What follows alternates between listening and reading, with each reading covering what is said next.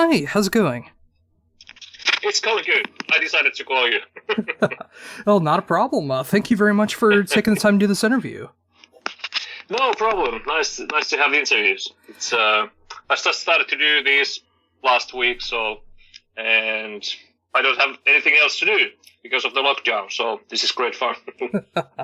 Oh, I can absolutely imagine, and I'm so happy to be able to do this interview. I mean, being a huge fan of yours, of course, from Amorphous, it's great to be able to see you taking this time with everything that's going on because of lockdown and making such an amazing debut solo album here with Silver Lake. Oh, thank you. Yeah, it's became. I'm super happy with the album, and it became very versatile and pretty much shows. It's like a musical map to myself, and really presents the music what I love to listen to. Yeah, I really feel that way too, and it covers a lot of ground that I really love as well too. I mean, when it gets heavy, it gets heavy. When it gets more melodic, it like really grabs a hold of you. And just throughout all 9 tracks here, I mean, there's so much to love, and from start to finish. And the one thing that I keep coming back to is that it feels like it has instant replay value for me. Like as soon as Apprentice finishes up, I want to go right back to the start and start over again. That's great to hear. I worked pretty hard with the song order and everything, and the album had sort of a good dynamic. So it would be like watching a good movie, and you want to play it again afterwards, and that's really really nice to hear. Oh, absolutely. And yeah, I mean, I definitely get that feeling when it's going on behind it. I mean, there's so much like ebb and flow and peaks and valleys and highs and lows throughout the album. And, going along with that, I mean, of course, with the magnificent music that's going on behind it, you have, if you're looking at it as a film, you have an amazing cast that you have along with you of vocalists and spoken word and just everything to really flesh out this album and show all the different variety that can happen. Yeah, absolutely. I was so happy that I got all the vocalists that I really wanted to have, and each and every person on this album, they really do have a place on my heart, and I have high respect for them as singers and musicians. So, and I definitely had a pretty clear picture. What kind of singers I wanted on this album, and yes, I said I was super lucky to have all the guys here that I wanted to have. Oh yeah, and you got some of my favorite vocalists of all time as well too. I mean, you got Jonas bookending the beginning and the end of the album. You got Annika van Giersbergen. You got Speed. You got all these amazing vocalists a part of this, and it was great to see that they took the time to be able to do this too, and just really being able to showcase their styles along with it. And I love that chemistry of you being able to write these songs and having them really match the tone of what you were looking for. Yeah. I have to say it wasn't that easy task, and once everything started to become more clear to me, which direction the album is going, it sort of became a little bit easier. And once I had all the vocalists nailed, so to speak, there, it was a great relief because I knew that what kind of result it might come out with. But it was an amazing journey. Like it wasn't that clear in the very beginning. I had a couple of songs already on my computer, and when we started to work with my producer with this album, I played those songs for him, and those songs were actually, they were Sentiment, Ray of Light, and Promising Sun, and he told me immediately that you need to have singer, you need to have vocalist here. There's no way that we're going to make instrumental music here. I sent message to Jonas and Einar and Björn, all the guys I know before. A good friend with Speed. We've been touring with Soilwork and also with Lepros. Jonas I met plenty of times at festivals. So these were like familiar guys who I have a high respect, and I love their sound. And I was lucky; they really dig my songs, and we went from there. And those first 3 songs, they actually became sort of a backbone for the whole album. And I started to write more. I started to ask more guys to join me on this album, and it was like a snowball effect in a way. Everything started to grow bigger and bigger and bigger during the journey. And what was really great was that I didn't have to rush. There was no shows, there was no touring. So last year was pretty much intense working, surrounded by this album, and I used half a year just doing arrangements and writing songs for this album. Oh, that's just incredible. So, thinking about that as well, too, I mean, with having those 3 songs already on your hard drive, I mean, when you were first writing those out, like, did you know that you wanted to do some kind of solo work to begin with, or did you think that they could work with Amorphous in some way, or how did that come about? I always liked the structures I had there on these 3 songs. I knew that these are songs that I'm not going to present for Amorphous guys for any session, because it was a little bit out of the box what we do with Amorphous. So I knew that it's I don't even start to work with the songs, but I really did like the structures, and I saved them to keep in mind that I might use them later, which was a good thing. And quite often, if I write something that doesn't work, like if I write songs for Amorphous and there's ideas that doesn't work, I just delete them and forget and go forward.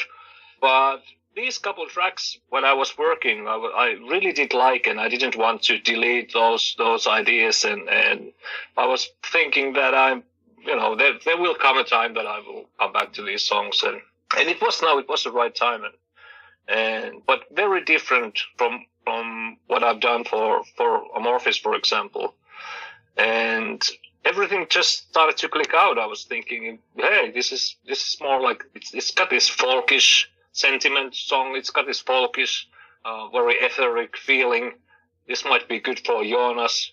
And then I had another song which had a little bit like Soilwork vibe. I thought this might be good for Speed, and one really poppy structure for Ray of Light, and it had a slight progressive feelings, and I was immediately thinking about Einar from Lepros.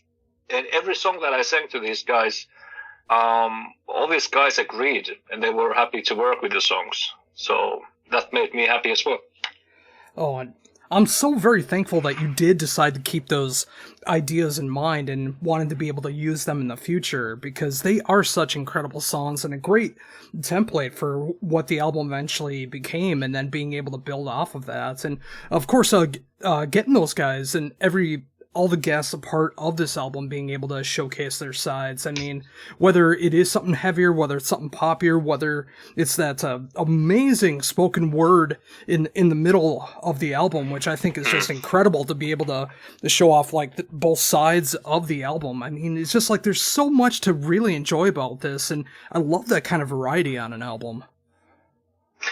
Yeah, I'm happy to hear that's what I like this album as well, and the only thing I was afraid that it become like a soup or mix between rough mix between different vocalists and different type of songs, but that kept in mind. I think everything flows here pretty naturally, and all the vocalists, in the way they are very different. Their style is different, but there's some kind of perfect match how everything clicks together. And I have to say about this spoken word song, I was first thinking about that it might turn out as an instrumental song, but then I get a great chance to cut this guy here, Vesa-Matti Loiri, who's doing the spoken word. And I'm sure nobody knows him in States, but he's the most famous Finnish actor and singer. He's already like 76 years old, and his manager is my good old friend. He's like, when we started to play back in teenagers, he was a drummer, and he turned out to be a manager for Finnish actors, and that's how I got this Vesa-Matti Loiri guy on the album. But he's got this Orson Welles type of spoken word sound, and he's got, you can compare him like he's a Finnish Johnny Cash, very respected guy here, and I'm super happy that I got him. I got goosebumps already when I was speaking about him. Oh, and yeah, I mean, he really adds so much to the song and to the album in general, and I'm glad you said that, because that was one of the first things that popped in my mind. I mean, it does come off like a great Orson Welles kind of a feeling behind it. It feels like it's such a great dramatic speech that's going on with it, and just everything behind it is just like it works so well. And that goes into another thing that I truly do love about this album is the issues that you're tackling behind this album, which I appreciate that you do tackle on this album. Sorry, the issues. Oh yes, with the lyrics. I mean, like you're covering a lot of different issues that's going on there, and I'm so thankful that you did, because it's just like it's always great to hear about those in song. Oh yeah, absolutely. I never wrote that much lyrics myself, and this was the first time that I really got focused more on that side as well. There are guys like Speed and Jonas who wanted to write the lyrics by themselves, but once there was a need for writing lyrics there and coming up with topics of the lyrics, there was definitely need for dealing issues and topics that I think for me are very important, like dealing with the mental issues, for example. Yeah, I couldn't agree more with that. And I am someone that's been suffering with mental health issues for about 2/3 of my life. And, it's always great when I hear a song, when I hear something that really tackles something like that, and I realize I'm not alone in those feelings, because a lot of people do go through those issues. I mean, whether it's depression or anxiety or bipolar or psychosis, I mean, there's so many different aspects of mental health out there, and it's always good to know when someone that you truly respect is able to talk about those things and really let people know that despite feeling those feelings, that you're not alone in feeling that way. Absolutely. I think that's super important, and like I've seen in many musicians, they suffer mental issues at some point of their life, and it is part of I think almost every people suffer some sort of mental issues at some part of their lives, and I think it's always good to tell and good advice to people, even though how hard it is when you feel like there is really no escape or making the next day, that there is a next day, because there are a lot of other people who are suffering from the same symptoms, and it's something that will go away, but sometimes some cases it might take more time than on the other cases. Some cases you need a doctor or medication, but it's life, and it's not abnormal. It's absolutely normal, and a lot of people going through them. And for example, for me, back in the days, I used to have a panic attacks when I was I think I was 17, 18, and I wasn't even scared to go out. And I've seen now young people suffering from mental issues. So more people talk about and share their experiences. I think it's at least it's a little relief for people who are at the moment suffering from the symptoms. Oh, absolutely agreed. And especially with the times that we're living in right now. I mean, with it being so unprecedented with lockdown and quarantine and this virus, and over here in the States, on top of all of that, we had over the last 4 or 5 years, all the political disarray that's been going on over here. It's just I know a lot of people that have been really affected by everything that's been going on, and myself included, and it really does help to know that other people are out there struggling and they're able to make it through another day every day. And when I hear something like this, and it really grabs me, like when I hear those lyrics and they really start to affect me, like it's a great feeling to know that there is messages out there like that, and knowing that you can make it through another day. Yeah, absolutely. And these are really hard times if you like. There's a lot of people saying that it's it's like a 1 year, 2 year we get rid of this COVID, but it's not that easy. There's people react very different way into these kind of things, and especially young people, it's like it's something new, and it's really like disturbing times. Like you get orders, you get lockdowns, you can't go there, and you have these rules, and you can't go to school, you can't meet your friends. It can be a pretty nightmare for people. Absolutely.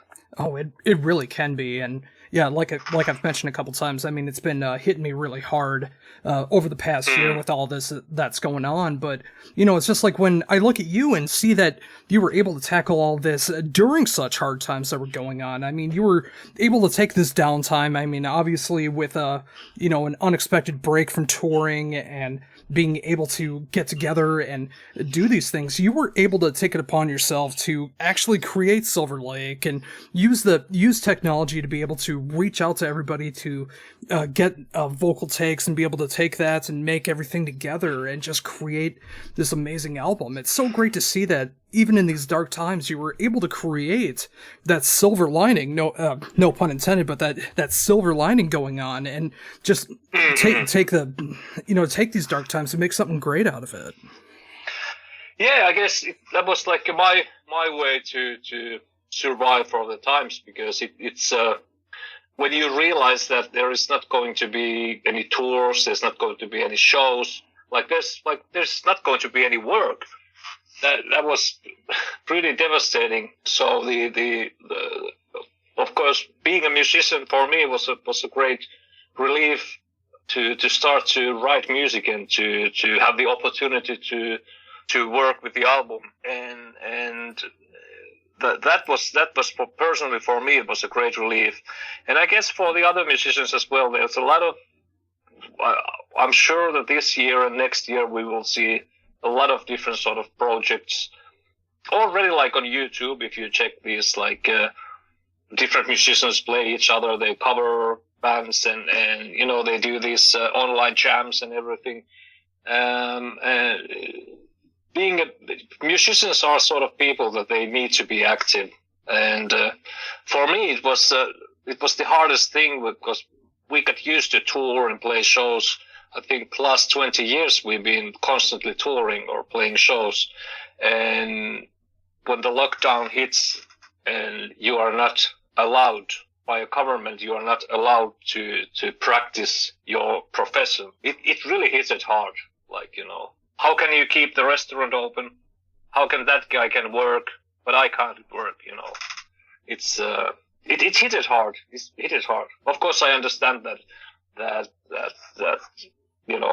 people's health is the priority, and it doesn't make any sense to arrange any shows. But to understand that your rights have been hurted, you're not allowed to practice your profession. That really hit it hard. So there was not much other options than play PlayStation, watch Netflix, or write music, and I chose writing music. That's pretty much what I've been doing as well too. I mean, doing band interviews. I just got a PS5 last week, so I've been able to enjoy that. Lucky you. I got so lucky getting that because of Scalpers, but I was able to get through that. But yeah, I mean, PS5, doing interviews at home, watching TV or watching Netflix or whatever the case is, just trying to get by those times. And it is so different not being able to go to shows, not being able to seeing certain touring bands that I become friends with, being able to hit Minnesota again, and just being able to have those experiences. But I know once things do come back, and they will come back, at least in some capacity, if not full capacity, those shows, those tours are going to mean so much more, because now we know they can be taken away from us. Yes, absolutely. Absolutely. I'm sure about that. And I made a promise to myself that I don't never complain about spending time at the airports or or waiting or being in a tour bus. That's going to be a great blast from now on. Oh, that's so true. And, another great thing that does come with that, I mean, being able to be at home, obviously music being such a huge part of a musician's life, but being able to explore other avenues, like if they have other hobbies, or being able to spend more time with family and being able to talk with people online, or having those live streams, or getting together to do those live covers, or whatever the case is, just like being able to make the most of what's going on and still being able to be connected. And that's the great thing about technology right now, is still being able to have that connection despite not being there personally. Absolutely. If I could have imagined this sort of pandemic to be happened like 20, 30 years ago, when there were even no mobile phones yet, I think people would have gone nuts, or at least complete alcoholics. So lucky we have internet and all the cool games. I actually started to play Fortnite. I haven't been into video games, but my son taught me to play Fortnite, and now I'm addicted to Fortnite. I have been meaning to try that. That is one I haven't really tried yet. I mean, how is that for you? Great. It's great fun. It's that classical theme that there's a bunch of people thrown on an island, and then you start to snap each other's, and it's a brutal idea, but it's great fun. You try to be the last one alive. That's the whole idea. Oh, I do love the sound of that. I mean, it's just like whether, no matter what kind of games there are. I mean, obviously, like when you're playing some kind of shooter game, I mean, that's the idea, is to be able to get rid of all your enemies. So, like, doing that online and like being able to play with that with like other people around the world, that just sounds like a lot of fun. Yeah, it is. Absolutely. But there's the games are very different what they used to be back in the days. It's I was amazed, because, as I said, I haven't been that much into the video games, but I was really stunned, like, all these online games what people are playing these days. It's actually pretty. Some games are pretty realistic, so that's one scary part as well. Oh, it's so true. I mean, the graphical fidelity that's going on now with this 4K and 8K that's going on now, and just like seeing what games can become with like being able to tell a full story and having these huge orchestras, being able to create soundtracks. I mean, it's more than what it used to be. I mean, there's a lot of things that can be done with it now, and it's great to see that is a form of entertainment that people of any age are able to enjoy. Yeah, and like I've tried once these virtual reality VR glasses where you can play like really scary zombie games, or just these like virtual reality stuff, and that's I think probably going to be the next level shit for me, at least. Oh, yeah, I've wanted to be able to try that. I haven't been able to get any kind of VR yet, but for every time that I see anything about it, it just seems like it'd be so cool to be in that kind of environment.